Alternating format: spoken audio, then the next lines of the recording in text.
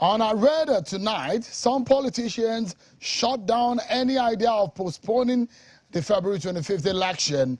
Peter Obi is in Lagos again. He's gone to the markets to woo voters, and he will be joining me tonight on the program, where the issue, the temperature in the land reflects the nearness of the race, and we shall be gauging that right now because the 2023 verdict begins now.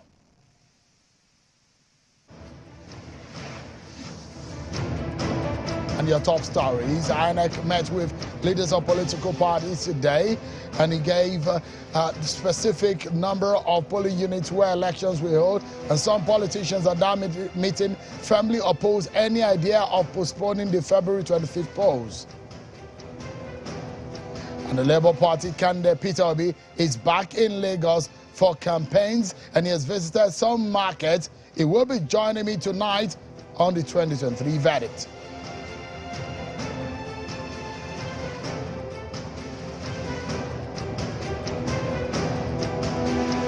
One of APC presidential campaign mouthpiece and former aviation minister Fani-Kayode was grilled for several hours by the DSS over issues relating to allegations of clout.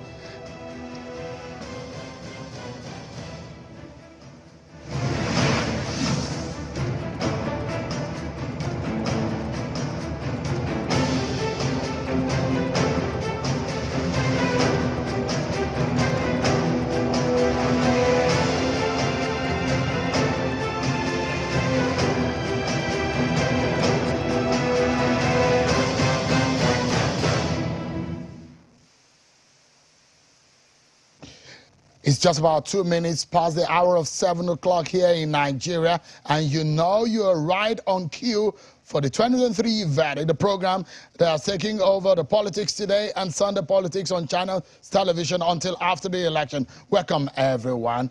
This is a program that brings you up to speed with all the information you need to know in this election. This is Channel Television. I'm Sean Kimalo in Abuja. Our countdown, our eyes are on the election, and the clock ticks it by the second. Things are moving so fast, and if you look at it, 11 days, 12 hours, 57 minutes, and the seconds are counting down. By the time we are done with this program tonight, this hour would have changed, and it means one thing: are you ready for the election, everyone? Because you got the opportunity to elect the new leaders that will be governing this country in the National Assembly and the presidency.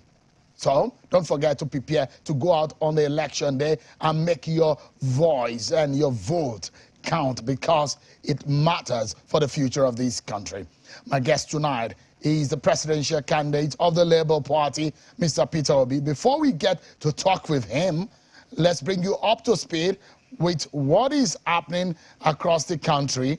But yes, first we'll be giving you some sound bites and some of the issues that have been raised across the land. But let's tell you that one of the spokespersons of the All Progressives Congress Presidential Campaign Council and a former Minister of Aviation, Mr. Fani-Kayode, has been invited. He was invited earlier today by the Department of State Security Service, that's the DSS, and he was grilled in their office for over 6 hours, and questioning him over issues relating to some of what he has said, and he's been granted bail, and he should be returning to them on Wednesday. Those are the information that we have in relation to what Fani-Kayode and the DSS are to discuss today. Several hours of questioning over clout allegation.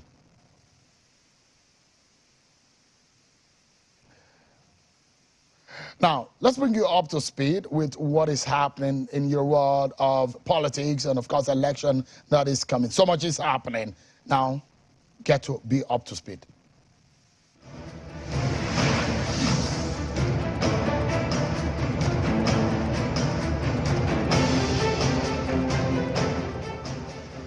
The presidential candidate of the ADC, Alhaji Yabagi Sani, has taken his campaign to the southeast, where he promised that the rule of law and good governance will be the guiding principle of his administration should he be elected president.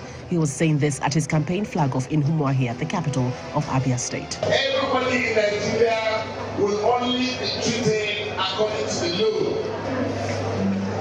There is usurpation of power. The governorship candidate of the Labour Party in Abia State, Mr. Alex Oti, has continued his governorship campaign to Ariaria Main Market in Aba North local government area of Abia State, where he urged the electorates to vote for the presidential candidate of the Labour Party, Mr. Peter Obi, on February 25, and other Labour Party candidates. Governor Umaru Fintiri of Adamawa State is promising that he will continue to provide infrastructure and human capital development for the state if he is re-elected for a second term. The governor gave this assurance during the State People's Democratic Party campaign rally in Jimeta, Yola North local government area of the state. And in Kaduna State, ahead of the forthcoming general elections, the governorship candidate of the All Progressives Congress in the state, Senator Uba Sani, has promised to sustain the industrial revolution initiated by the outgoing administration of Governor Nasir El-Rufai by attracting more industries and investments in the state. He made the promise during a campaign rally in Chikun and Kajuru local government areas of Kaduna State, where he knows that the APC-led government has attracted over $1 billion worth of investments and created over 70,000 jobs in Chikun local government area alone in the past 7.5 years.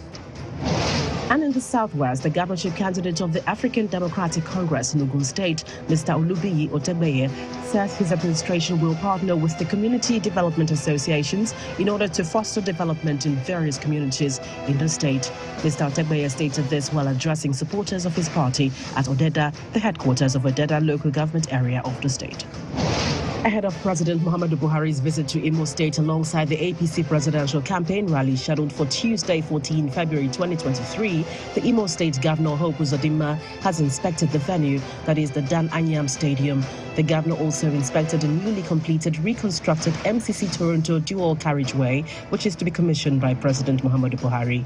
During the inspection tour in Owerri, the state capital, Governor Uzodinma says all is set to host President Muhammadu Buhari, who will be visiting Imo State for the second time in 5 months. A civil society group in Imo State under the aegis of Save Imo Group has urged Nigerians and Imo people to put aside political parties and vote for personality across party lines in the forthcoming general elections.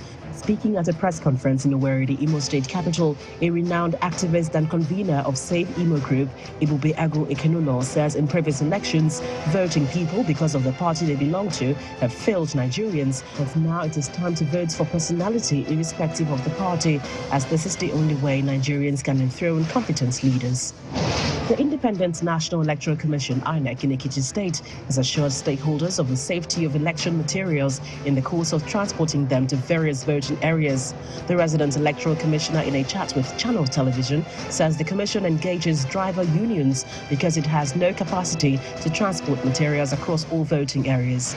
On the possibility of overvoting, the Ekiti Rec explains that the bimodal voter accreditation system, BVAS, will not halt overvoting but will aid detection of such fraud and enhance credibility of polls.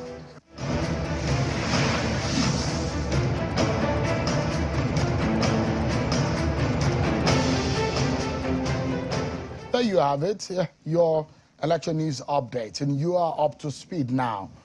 Well, let's tell you that the program is interactive and we want to get your views as much as whatever is going on in your mind, let us know on the topics we have for discussion, because Mr. Peter Obi, the presidential candidate of the Labour Party, will be joining us tonight on the program. So tweet to us on these handles on your screen using the hashtag 2023verdict, or send an email to 2023verdict@channelstv.com.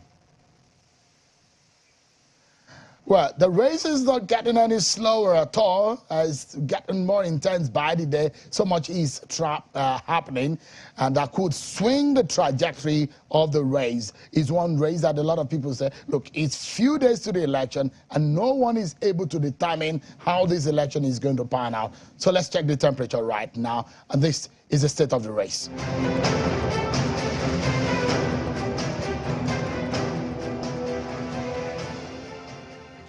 Elections will not hold in 240 polling units across the country owing to insecurity, which has made voters to avoid these designated voting points. This is what the chairman of INEC, Professor Mahmood Yakubu, told those who attended the meeting with political parties and INEC today in Abuja. The electoral umpire notes that voters did not choose any of the affected polling units during the continuous voter registration exercise, and as such, no voting exercise will take place in those polling units. The INEC chairman, however, affirms that elections will now hold in 176,606 polling units across the country. Take a listen to the INEC chairman. At previous meetings, we also briefed you on our efforts to redistribute voters to the polling units in order to avoid the congestion that made voting cumbersome in many of them nationwide. This requires the redistribution of voters to new polling units in proximate locations. Where they are separated by distance, this must be done after consultation with the voters. This has been done by our state offices nationwide. However, there are 240 polling units without registered voters spread across 28 states and the Federal Capital Territory. They range from 1 polling unit to 12 polling units in each state and the FCT, except Taraba and Imo states with 34 and 38 polling units respectively. No new registrants choose the polling units and no voters indicated interest to transfer to them during the last continuous voter registration exercise, mainly for security reasons. This means that no elections will be held in these polling units. INEC Chairman Mahmood Yakubu, the presidential candidate of the PDP, Atiku Abubakar, is in Cross River State today in continuation of his presidential campaign. Mr. Atiku and his entourage arrived at the UJ Eswan Stadium amidst cheers from his supporters, where he promised to construct a rail line from the state to Lagos to boost commerce and business. And on the side of the APC, Bola Tinubu also took his presidential campaign to Gombe State to canvass for support for his presidential ambition. Mr. Tinubu was accompanied by his vice presidential candidate, Kashim Shettima, the governor of Gombe State, Unuwa Yaya, and the director general of the APC presidential campaign and governor of Plateau State, Simon Lalong, among other top chieftains of the party and the campaign council, where they arrived at the Gombe State Stadium amidst cheers of crowd of supporters. When Bola Tinubu was addressing the crowd, he promised to ensure economic prosperity, job creation through the agricultural sector. And from Gombe, we move to Lagos, where the Labour Party presidential candidate, Mr. Peter Obi, is not done with his campaign in Lagos. Today, he continued his campaign to markets and reaching out to men and women in Lagos State at these markets to rally for support. He visited a computer village where traders turned out in their numbers to receive him. Some of the traders who are interacting with Channel TV say they are supporting him because they know where the shoe pinch. He knows where the shoe pinches and appears able to provide succor. Mr. Peter Obi will be our guest tonight on the program. And now we'll be speaking with Peter Obi, the presidential candidate of the Labour Party, who joins us live from Ikoyi area of Lagos. Thank you so much, Mr. Peter Obi. Your Excellency, I appreciate your time for us tonight. And it does look to me that your business in Lagos from Saturday was not quite done as you went back to Lagos, specifically now to some markets. You were at the Alaba International Market on Saturday. Today you were at the Computer Village, and you also went to the Ladipo Market. These are major markets in Lagos. Was there any reason why you chose these markets, or the reasons why you went back to Lagos? I'm not sure you've had any rally across the country where you focus on one state for 2 consecutive days or 2 days. Well, sir, you've not been following me. I've campaigned in every state of Nigeria. I've visited every state of Nigeria, 36 states, and the capital territory, Abuja, so you can say 37. And I've gone to some states twice, thrice. I was in Borno, Maiduguri. I was in Borno South Biu, which nobody have ever been to. I was in Gombe, and I was in Gombe South, Katungu. I was in Kaduna, and I was in Kaduna South. I was in Adamawa. I went to Mubi. I went to Numan, and I went back to Numan just on Saturday. So, quite frankly, there's so many other places that I've been to wires and tries, and they will continue like that. But my reason for going to the markets are very simple.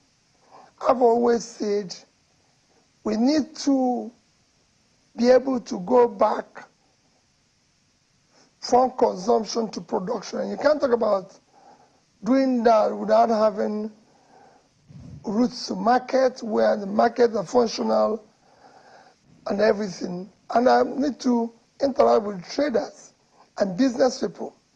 I've been visiting industrialists, agriculturalists, and everything, learning what are their problems, and being able to promise them of better times to come. Interesting. Is there anything in particular that you have called yourself a trader? But I mean, you perhaps know, since you say you're a trader, you perhaps know the circumstances around trading in Nigeria.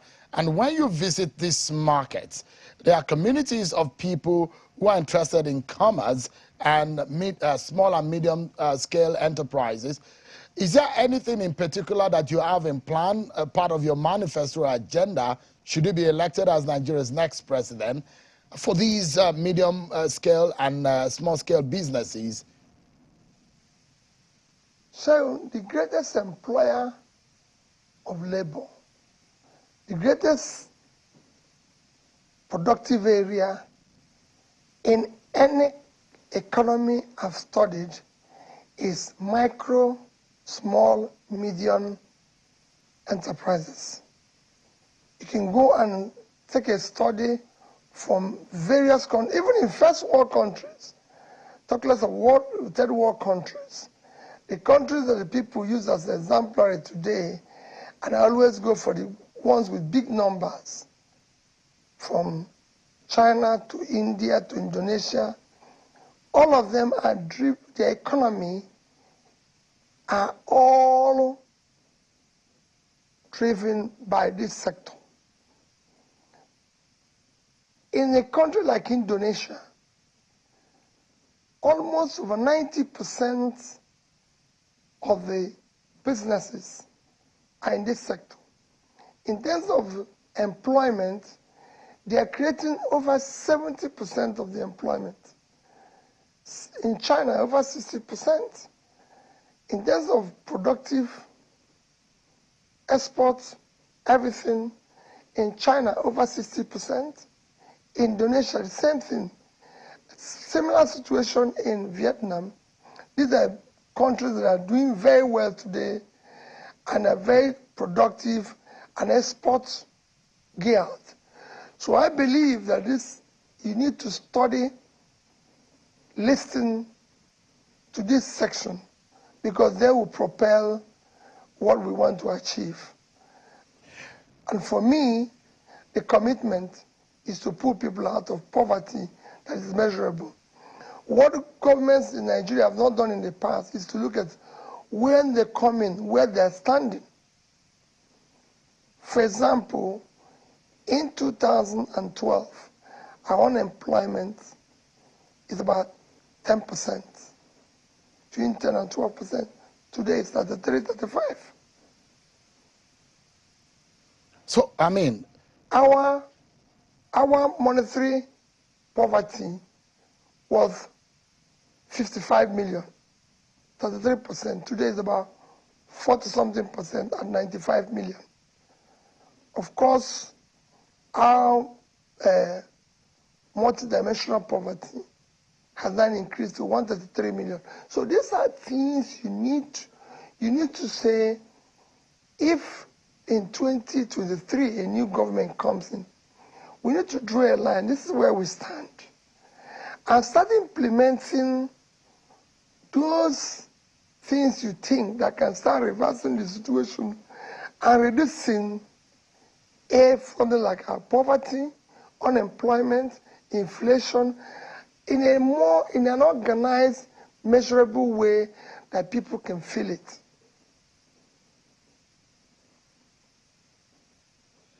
Mr. Obi, I'd like to know, with your experience trading and some of the figures you have reeled out tonight, I know there are loads and loads of markets and commercial hubs across the country. In your own Anambra state, your home state, you have the Onitsha, which is a major market. You also have another one where your brother, Senator Uba, is from. His own village or town also is a major market. Now, you go to Ariaria Market, Aba Market in Abia State. These are major commercial hubs. And to Lagos, Alaba International Market, Ladipo, spare parts, computer village, where almost every solution or almost every problem to your tech problems can be resolved at the computer village. But most of these markets are not standardized in terms of the trade and the manner in which they engage their consumers and perhaps the opportunity to even export. Now, I was reading earlier the possibility of Jamaica even taking cars from Innocent Motors in Anambra State to Jamaica. This is some good news. Is there any plan that you're thinking that all of these markets will be standardized and to be ready for international trade of some sort? So, it is the government. It is the physical support of the government that makes it possible for this, not markets, but the micro, small businesses I mentioned, to be able. I've said what we're going to do when we talk about moving from consumption to production. I said we will ensure first that we deal with the issue of security of life and property. By securing the country, we will be able to take back our farmers back to farm, increase the agricultural production, because our food lands that are not producing today, with that will supply our industry and make them export-oriented. And that comes where you're going to take this market by ensuring that what they're producing in terms of manufacturing and everything is export-oriented. For example, I was in Aba last Friday, and I did mention to them that in 2021, our oil exports, for me, is an average of about 15 billion. I don't have the accurate number. But that in the same year, Vietnam exported footwear of more than that figure. It's about 17, 18 billion. And in Aba, we have about 60,000 of footwear makers, or shoe makers. And they're just 30 to 50 kilometers away from the sea in Port Harcourt. And I'll support them, give them access to export. This is critical. We have in the same Aba area people who are involved in tailoring and all sorts of clothing, garments manufacturing, and both Vietnam and Bangladesh exported clothing more than the entire Nigerian export in 2021. Our entire export in 2021 was 18.9 trillion naira. Vietnam did about 32 billion worth of clothing exports. Bangladesh was about 36,000. If you divide our 18.9 trillion naira with 650, by this I put an average of your official rate and your black market rate, and do some arithmetic, which I say is the average rate I can give it. If you divide it by that, my average rate, it comes about $30 billion. That's what your entire export is. So both countries did more in clothing than your entire export. And you have so many people who can be involved in that section of trade for export. Imagine if we're able to earn such money in export today. Imagine if we can increase our footwear export. Imagine if we can do more on agricultural export, food export, and everything. Shehu, by the time you combine and support it with your oil and gas export, you will increase your reserve, which will drive your rates. You'll be able to bring this rate we're talking about from the size of today to a manageable level. And there will be foreign exchange available for inputs, machineries, and other areas which will help to expand our economy. Let me take on a few issues. I'll come back to the issue of the economy because there's so much to talk about that, and even the security, human capital development. When you went to Lagos for the rally on Saturday, your critics and the opposition came out to criticize your inability to visit the traditional rulership in Lagos, and they have drawn a lot of inferences on that issue. Was there any reason why you are unable to visit them, just like is almost customary that when presidential candidates are going to major cities, they go and first pay homage to traditional rulership in those communities? What exactly is the true picture of things?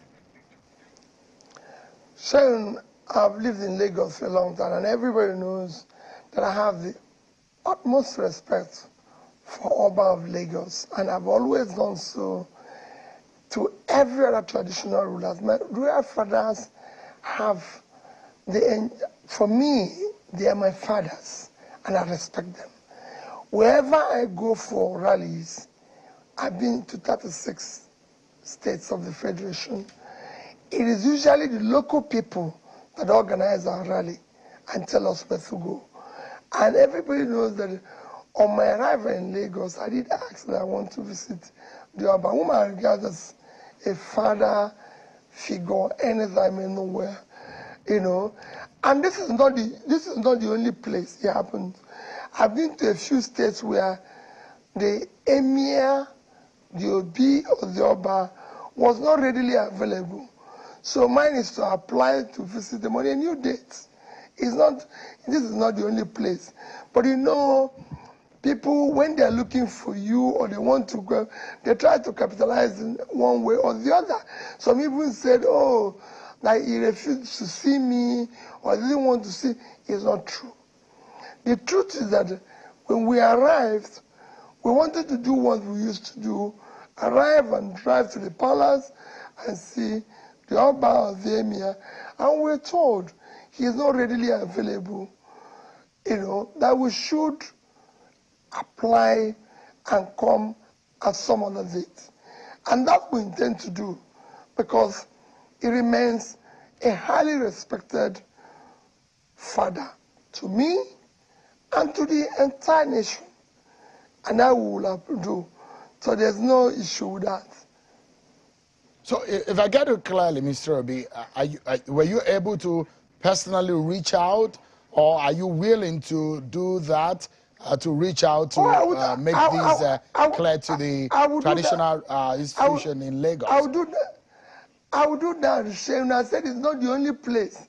There's other states we have visited that we are not able to see the traditional ruler. There's so many places. Even when I visited Imo, I've not been able to see the traditional rulers in Imo State. So I can tell you there's so many places in the north that I went. The emir was not readily available, and we are not, it is not an issue. Okay, so let's take a breather, Mr. Obi, because so much more to talk about. Some violence that escalated in Lagos rally. What do you know? What can you tell us? And how is this going to be nipped in the bud ahead of the election? What are your fears about this poll, the meeting that I held today with INEC, and some of the news that are coming from it? I'd like to get your reactions to some of these issues, plus your manifesto and your plan for the people of Nigeria, as the race is not 11 days away. Stay with me, everyone. We'll be right back in a moment. Many thanks, everyone, for staying with us right here on the program. We continue our conversation now with the presidential candidate of the Labour Party, Mr. Peter Obi, who has been speaking with us live from Ikoyi area of Lagos. Thank you so much, Your Excellency, for your time tonight. Something that wasn't very pleasant happened in Lagos on Saturday, where we saw some of your supporters being attacked. Give us an understanding of what happened. Have you taken that matter up? What really went on? What is the casualty level? What are you hearing? What did you tell the authorities? Well, Sharon, I left that. I've expressed my concern, which I'm sure you've read, and I've appealed to all that are involved. Let's have very peaceful campaigning, peaceful election. Our desperation should be on how we can get Nigeria working for all Nigerians, especially the poor, suffering masses, and not for us to be desperate about continuing with our transnational politics, but desperation on how we can start turning around the suffering of Nigerians. Our party, Labour Party, have taken that on, reported it, while appealing that such should not continue. So, staying with what happened in Lagos, there were peace accord and signing agreements with the peace committee that politicians and political parties will conduct themselves in a very peaceful manner. What is the implication of what happened in Lagos? We've seen some of these things also happen in some other states. What are your biggest fears about these kind of violence that happened? Much of those verbal violence are happening on social media, but it seems to have gotten out of the social media on the streets of Nigeria. What are the implications and what is your biggest concern about this? So for me, even the verbal ones on social media should not be there. We don't need to have any form of abuse or accusation, false accusations, anything. For me, it should not exist. Physical or verbal, social media or otherwise, we should have election that is based on issues, campaign that is based on issues, discussing our problems. Nigeria have huge, enormous problems that are besetting it, that we should occupy our campaigns with. You can't have a situation where you're the poverty capital of the world, one of the most insecure places on the surface of the earth. Your primary health care have collapsed. You're now 168, out of 170-something or 178 on medical WHO health numbering. So there's so much we can talk about. There's so much that should be a problem. Our human capital is very low, and everything. Your youths are every day looking for a way to leave the country because of sense of hopelessness and everything. So these are things that should worry us. Not the issue of any form of verbal attack or physical attack, anything. I urge those who are my supporters, please do not engage in that. And I plead with other contestants to please plead with their supporters and those who are working for them to this and that. We have a huge problem. Let's deal with it. All I want is to get Nigeria to start working again for everybody. I'll take you up on this your Lagos trip, and also you went visiting the Ààrẹ Ọ̀nà Kakanfò of Yoruba land, Gani Adams, where you told him about your plan of uniting Nigeria, and you made promise of restructuring. Some of your allies and some of your friends who are campaigning for you, like the Middle Belt Forum, Fani-Kayode, the Pandef, these are some of the proponents of restructuring in Nigeria. The manner of their own approach to the issue of restructuring, because by definition, restructuring now means different things to different people. If you look at the radical approach, the likes of Chief Adebanjo has preached about the issue of restructuring when he said, not only when Nigeria is being properly restructured before we can get the kind of the desired development. What do you mean? What is the Peter Obi's concept of restructuring? And if you really mean it, how soon or how fast are you hoping to get down to the ground and get this issue of restructuring working? Should he be elected president? So Nigeria is already Federal Republic of Nigeria. So you first need to have true federalism, as is being practiced in other nations of the world. When we talk about the issue of restructuring, we're talking about trying to, this is not going to be something that I'm going to do by presidential fiat or this. It is something that we all need to sit down and talk and go through the process of rule of law in doing that. But I can assure you, we need to restructure. We all have factor endowment that will make the country work. Some of those who are even against restructuring, or even have fear of restructuring, will benefit more. For example, I've always said it consistently, the biggest physical assets of Nigeria is all cultivated land in the north. We can make more money, far more money than we earn from oil or gas from agriculture, if we do the right things.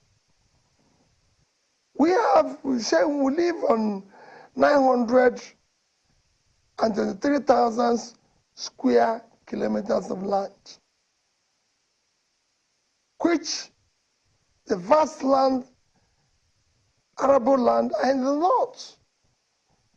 And we're 200 million people.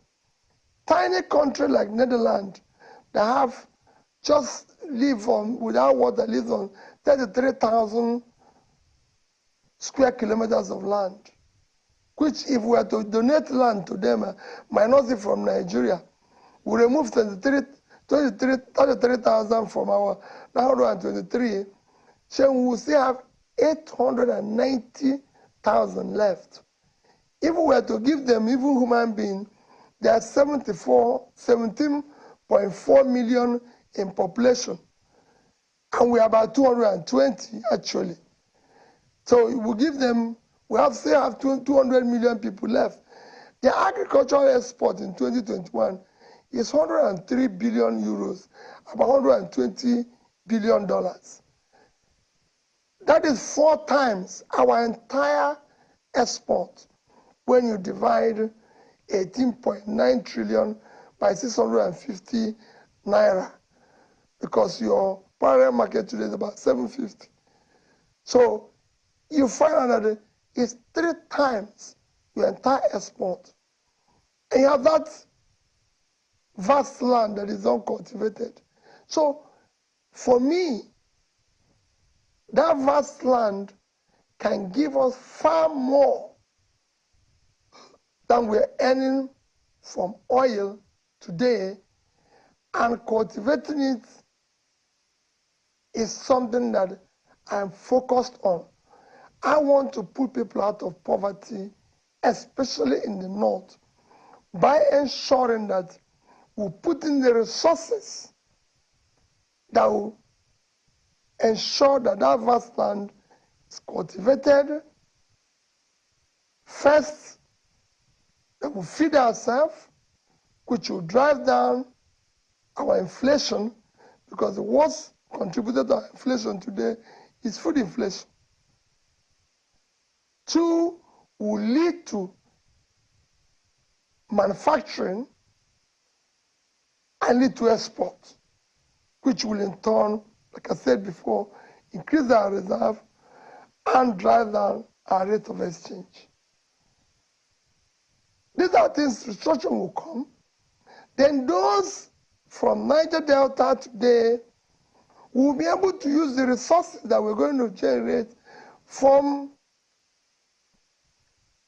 further production of oil and gas area to be able to develop, clean up the environment, bring them back to agricultural and other food productive areas like fishing and everything. There's quite a lot we can do if we do the right things. So I keep saying that. Yeah. If I may quickly jump in and ask you, Mr. Obi, there is the 2014 confab. What would you do with that report? Are you going to consider it at all? If you're not, are you considering, because you're talking about unity, on what forum are you going to have a unity conversation should you win the election? I tell you, I'm going to bring everybody to the table. When I talk about uniting the country, you need to give everybody a sense of belonging. Serve them by ensuring justice, fairness, equity, and everybody being involved. We're going to sit down with everybody, including agitators and everybody, to discuss. And that's why I'm visiting everybody and telling them, let's unite. I look forward to serving in a Nigeria where, few years after, no Nigerian will ever say, I'm from the north, east, or west. But we're proud to say, I'm a Nigerian. We must have a Nigeria where Nigerians want to celebrate Nigeria. And that's why we've selected a strong team where the 3 most critical persons in our party and candidacy are all of us are people born after the independence. So let me take you up quickly. I'd like you to clarify a few of these issues. There is this issue of a 2 billion naira to clergies. What do you have to say to respond to these controversies? Sure, you know me very well. I don't even have 2 billion naira. Talk less of giving anybody 2 billion naira. What am I giving them 2 billion for? They are clergies. They should be praying for the country. They don't need money to pray. I haven't even, everybody knows me and the church and everything. So I believe that the clergies also have a problem. Their followers are suffering. So they want good governance. Why will I give them money? They should give me money to be able to support me in terms of being able to run around for my campaigns and everything, because my going around for campaigns, I have to pay for transport, I have to pay for this. So if anything, the clergy, I expect them to give me money, not the other way around. So I've never knowingly gone to any clergy. I can comfortably tell you that I've never given any clergy. I've never given 1 naira to CAN. Not 1 naira. And if anybody can trace 1 naira given by Peter Obi to CAN, I'll stop running. I can't. Say I have an allergy for money being wrongly spent. I can't give people who are supposed to be paying money for what? They should be the one to do that, because their job is very simple. They need to pray for a better governed Nigeria. They need to pray for a new Nigeria.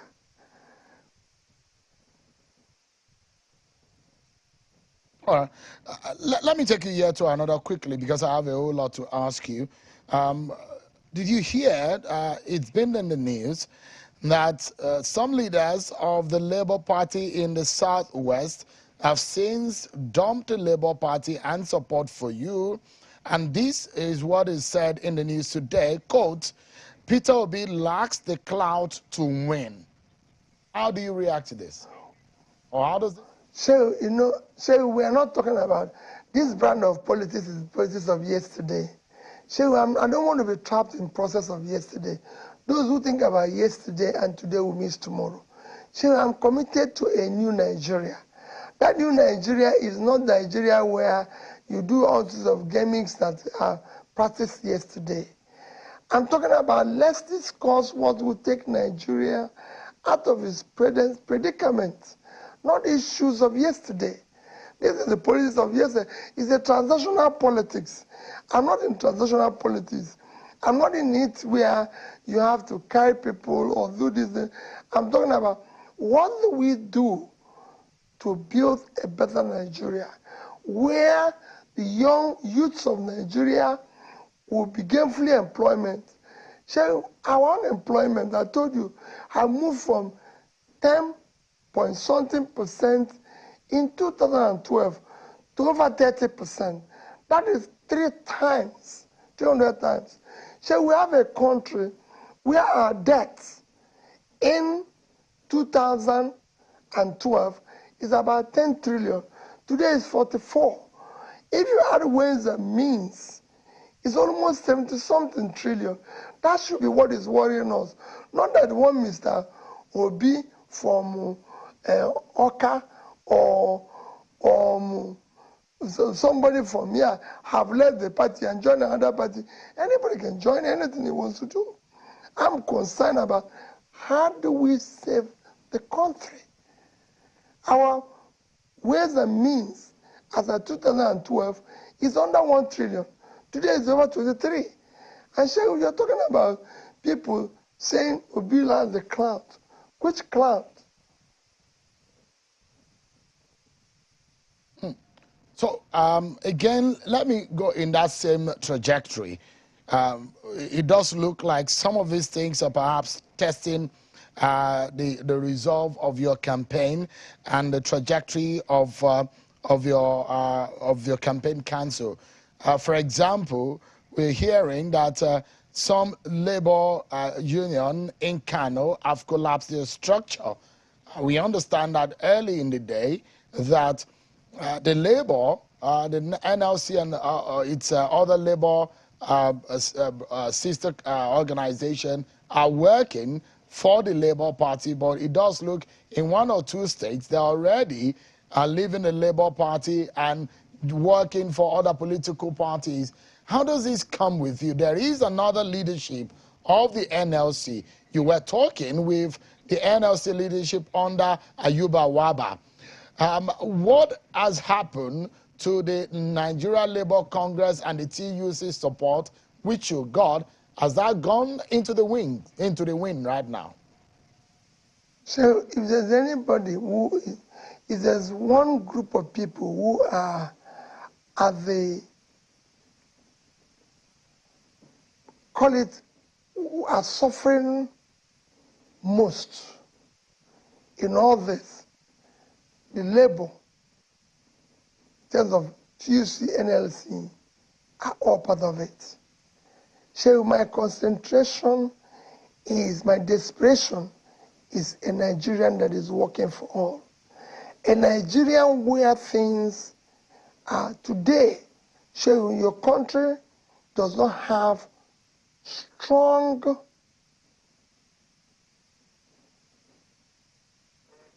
disposable, or call it local middle class that can afford to say they exist. The demand, local demand is weak because of inflation, because of unemployment, because of this. This is what should be worrying everybody. I've looked at the various sectors. This morning I was discussing with somebody. Woman said, in Nigeria, despite that the road is not safe, so people don't travel by road any longer because of safety, that even our flights passenger volume is still under 10% of our population. And they are repeat passengers.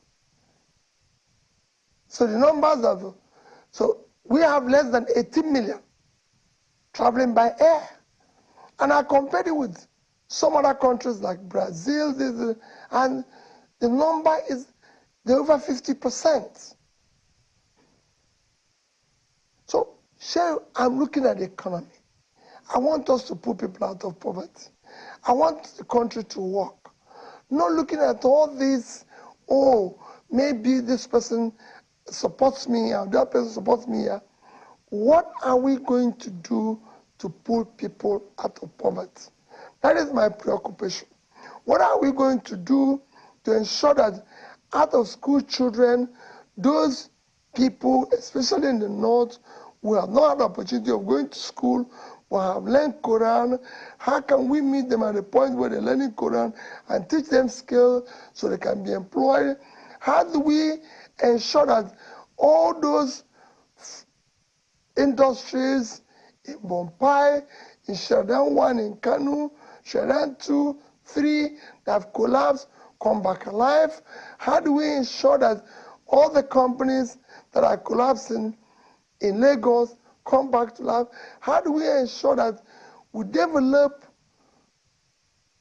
our ports to be more efficient and not contribute in businesses collapsing, rather become more efficient and a tool for business upgrade, for creating more jobs, because we're going to have transshipments through our ports.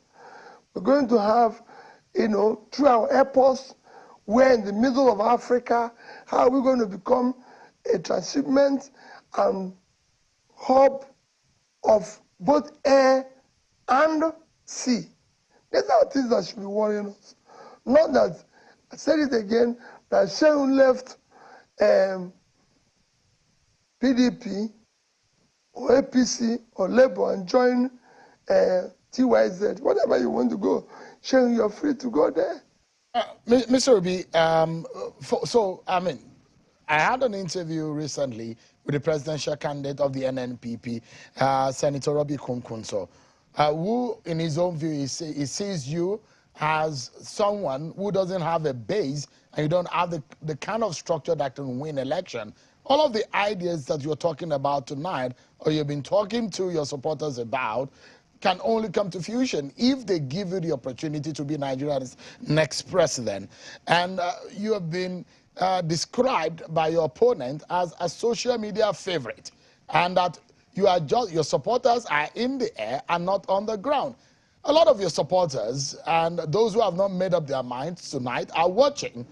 How do you convince them that you have the kind of structure or what it takes to win this election?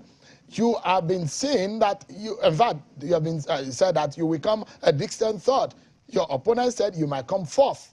These are some of the permutations. What are you reading? What gives you the assurance that you can win this election, Mr. Obi? Sean, when you started your program this evening, you said that Peter Obi visited the market and people came out in their numbers. And you saw the numbers are physical. You know, when I started, they said the 4 people tweeting in a room. Now they're saying, I don't have the structure, I don't have the number. The numbers will be determined by the voters. My biggest structure, I've said it, is the Almighty God, followed by the people of Nigeria, whom I'm pleading with, let's build a new Nigeria. A new Nigeria is possible. And I'm committed to it. And I've said, hold Dati, Baba Ahmed, and Peter be responsible for that new Nigeria, where Nigeria will be secured, Nigeria will be united, Nigeria will move from consumption to production, where there will be rule of law, regulatory environment that will attract investment, where we'll fight corruption to its minimal, because 2 of us are coming from a background where there's a consistency in the past, there's a track record. Mr. Obi, what is your own view, or how do you situate things? This is one of the things that has been said about you. When you promise and you are said, you come out to say, look, hold me responsible. I'm going to turn around this country. And you've been criticized. There was the interview I had with the former governor of Lagos State. Amongst those who are running for president, who are in the front running, yourself, the NNPP presidential candidate, the APC presidential candidate, you are former governors, 2-term governors. Now, and in that sense, Mr. Fashola was saying, making reference that it was only Tinubu that has a record or track record that is being copied by other states. Now, when you said that you were going to turn things around, there are those of your opponents who have criticized you to say, look, Mr. Obi may not have a full understanding of the workings of the federal government, that things are more complicated than he thinks, and you have promised that things will not be as usual. You will change things. How difficult have you learned that things are in the federal government or running the nation or being a Nigeria's president? Are you hoping that there might be some surprises that you get into office to learn? I don't think there's any surprises. I don't think there's anything that's complicated. You know, I don't think so. That was what they were telling me when I was going to be governor. They said, oh, you've never governed before. You've never been a civil servant. You don't know how civil servants work. Civil servants are the most difficult people to work. Civil servants are thieves, teachers are this and everything. I can tell you, Sharon, I worked for them for 8 years. I do not see all those things they are being accused of and anything. They became partners in progress. It was, for example, let me use education. Sharon, despite the fact that I started in 2006, which was 6 years clear from the time Millennium Development Goals started. By the time it was concluded in 2015, we were #1. And I started late. And that was the only measure of development within the said period that I was in government. Anambra State was #1 in Millennium Development Goals. We were #1 in education. We did a lot of work, good work in health and in pulling people out of poverty. And you can go and ask people like Dr. Magnus Buckle that was in charge of pulling people out of poverty. So I don't see anything when people say this. I don't know where the surprise is going to come from. The only surprise for me is surprise that we're going to do things that people won't believe. It's possible. We're going to surprise people. That's the only surprise. The only surprise is pulling people out of poverty that people think is impossible. Managing our resources more efficiently. The only surprise is that we shut down corruption. The surprises we're going to spring up with, but not surprises of the country worsening. It will be surprise of the country progressing. We are just about 60 seconds to our next break, Mr. Peter Obi. I know you are in this race and you want to win it. There are those who believe that you may not have what it takes to win it now. If you think that you can win it, with what margin, what are you saying? What is your mathematics and what is your calculation telling you tonight? Well, Sheun, I've offered myself to Nigerians. You know, I'm not predicting anything. I've offered myself. I'm convinced that I remain in this race, that Dati and I are committed to a new Nigeria. And we're telling Nigerians, join us, let's build this new Nigeria that everybody will be proud of. Let us for the first time have a non-transactional government where those who are in government, those who are serving, are there to serve the nation, where public resources will be used for public good, where there will be rule of law, where there will be respect for everybody, where there will be justice, fairness, where there will be equity, inclusiveness, and all sections of Nigeria will be involved. Let's start building this in Nigeria. We're preaching. It is important. We want a government of the youths and women that works for all. And that's what I'm preaching. That's what I'm begging every day. Okay, Mr. Obi, please stay with me. We need to go on another break. And when we return, we'll be having our closing moment with you. A few more questions for you, albeit it's going to be a very short one. Thank you so much for staying with us. We'll be right back in another few minutes, everyone. Thank you so much, everyone, for staying with us. Let's get back to our conversation with Mr. Peter Obi, the presidential candidate of the Labour Party. Apologies, Mr. Obi. I know you're pressed for an appointment. We just have a few minutes left. Just pardon me, and we'll wrap up quickly. Just in our closing moment with you, poll after poll, it has been in your favor. How are you convincing your supporters not to get carried away? Sheun, my commitment to this election, I've said it repeatedly, is to build a new Nigeria. I'm not the one conducting those polls. They're being conducted by reputable organizations. And now I'm telling my people that our commitment should be on our focus of a new Nigeria.